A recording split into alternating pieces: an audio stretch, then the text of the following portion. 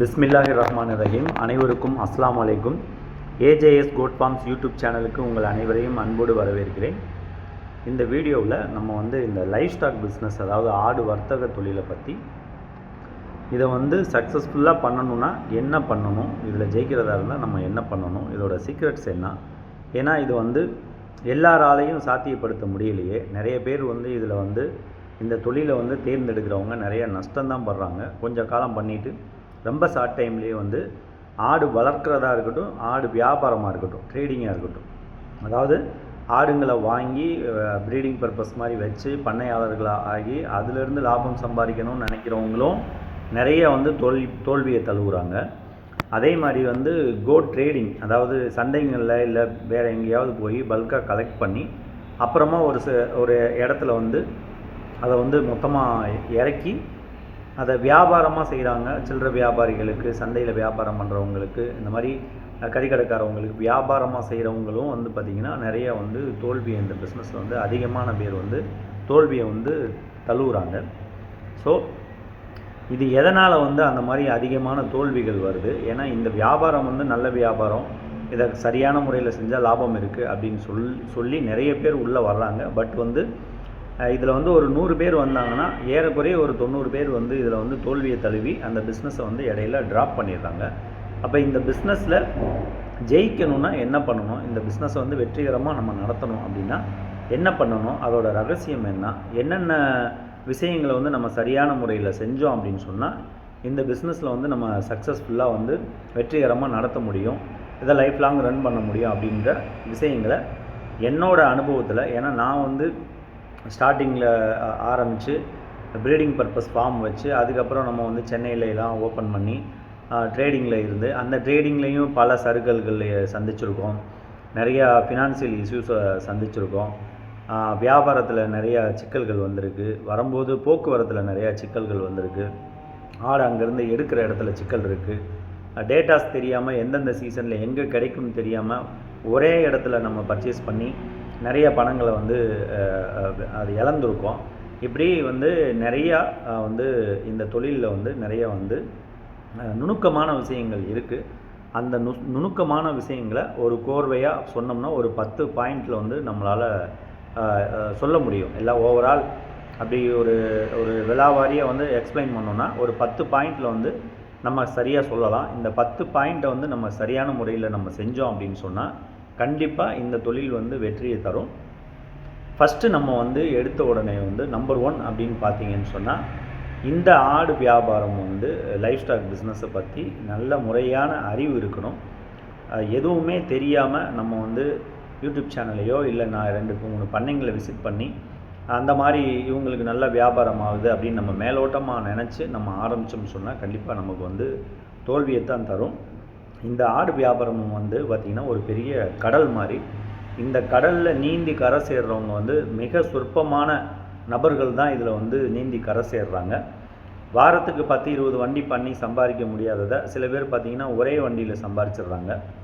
அந்த மாதிரி தொழில் பற்றின அறிவு நமக்கு கண்டிப்பாக நமக்கு தேவைப்படும். அதே மாதிரி பார்த்திங்கன்னா இந்த பர்ச்சேஸ் பொறுத்தளவில் பர்ச்சேஸ் நாலேஜும் இருக்கணும், சேல்ஸ் நாலேஜும் இருக்கணும்.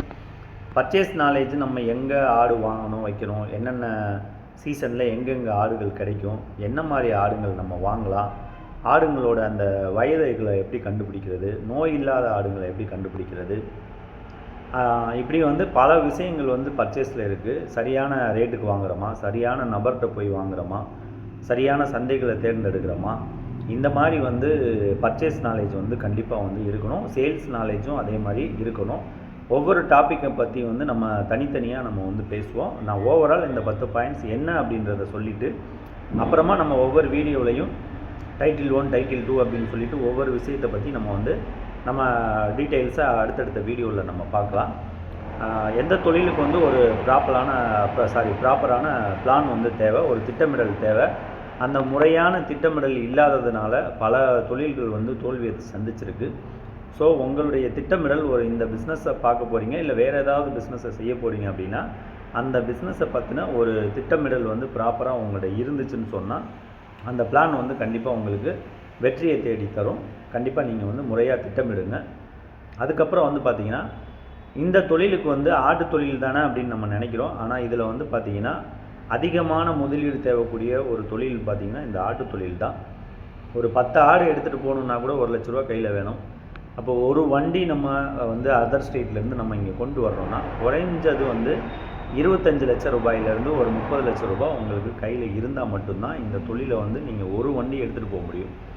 அதே மாதிரி இதை கொண்டுட்டு போயிட்டு நீங்கள் விற்று திருப்பி மறுபடியும் பணத்தை நீங்கள் ஒன்று சேர்த்து மறுபடியும் போயிட்டு வரவங்களையும் அடுத்து ஒரு 2 வாரம் ஆயிரும். ஸோ வந்து உங்களுக்கு பேக்கப் வந்து ஃபண்டு வந்து இன்னொரு 30 லட்சம் 25 லட்சம் இருக்கணும். குறைஞ்சது 50 லட்சம் இல்லாமல் இந்த தொழிலை நீங்கள் பண்ண முடியாது.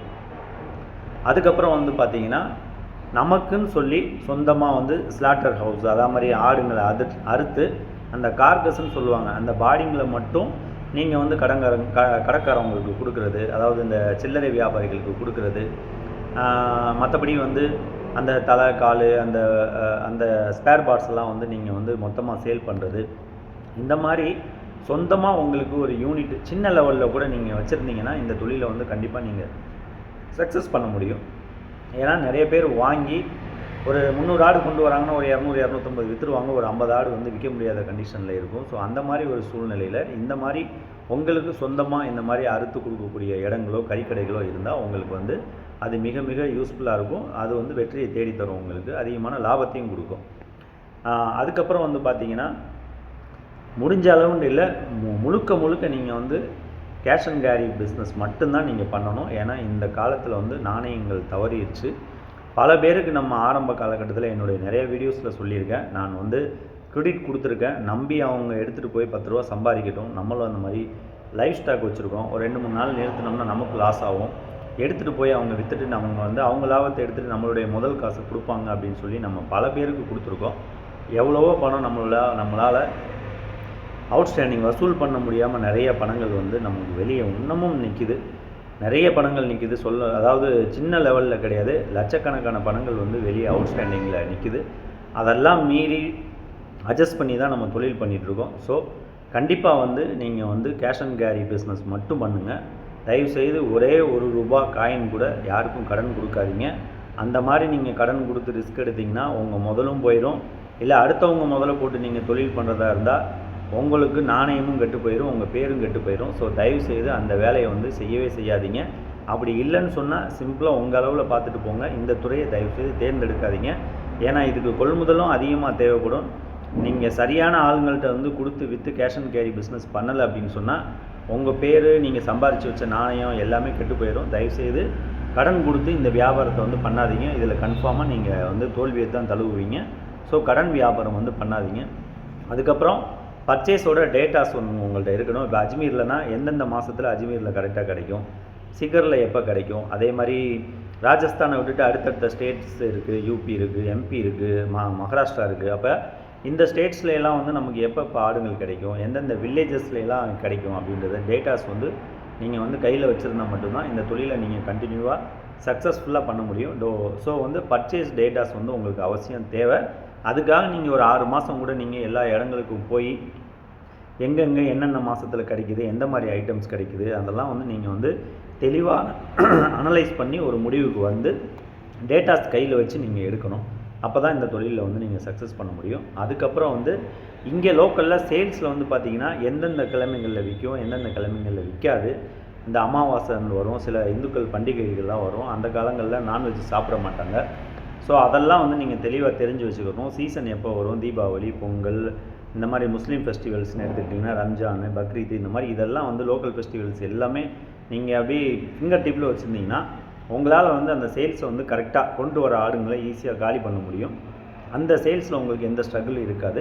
ஸோ வந்து இங்கே சேல்ஸ் டேட்டாஸும் உங்களுக்கு என்ன டேயில் எந்த மாதிரி கொண்டு வந்தால் எப்படி விற்கலாம் அப்படின்றது உங்களுக்கு கண்டிப்பாக தெரிஞ்சிருக்கணும். அதுக்கப்புறம் வந்து பார்த்திங்கன்னா கண்டினியூட்டி இருக்கணும். இந்த பிஸ்னஸில் வந்து மெயின் அதுதான். கண்டினியூட்டி இல்லாமல் நீங்கள் ஒரு வாரம் கொடுத்துட்டு 2 வாரம் கொடுக்கல அப்படின்னா உங்கள்கிட்ட கஸ்டமர் வரமாட்டாங்க. ஸோ நீங்கள் வந்து எந்த சூழ்நிலையும் உங்களை நம்பி இருக்கிற கஸ்டமருக்கு வந்து ப்ராப்பராக வாரம் ஆடு கொடுக்கக்கூடிய அந்த எபிலிட்டி உங்கள்கிட்ட இருந்தால் மட்டும், அந்த திறமை இருந்தால் மட்டும்தான் இந்த ஆட்டு தொழிலை வந்து சக்ஸஸ் பண்ண முடியும். ஸோ இந்த 10 பாயிண்ட்ஸை வந்து நம்ம வந்து அடுத்தடுத்த வீடியோவில் ஒவ்வொரு டைட்டிலாக நம்ம வந்து விலாவாரியாக ஒரு 10 நிமிஷம் வீடியோவாக இன்ஷால்லா நம்ம போடுவோம். தொடர்ந்து நம்ம சேனலை பாருங்கள், சப்ஸ்கிரைப் பண்ணுங்கள். அஸ்ஸலாமு அலைக்கும் வரஹ்மத்துல்லாஹி வபரகாத்துஹு.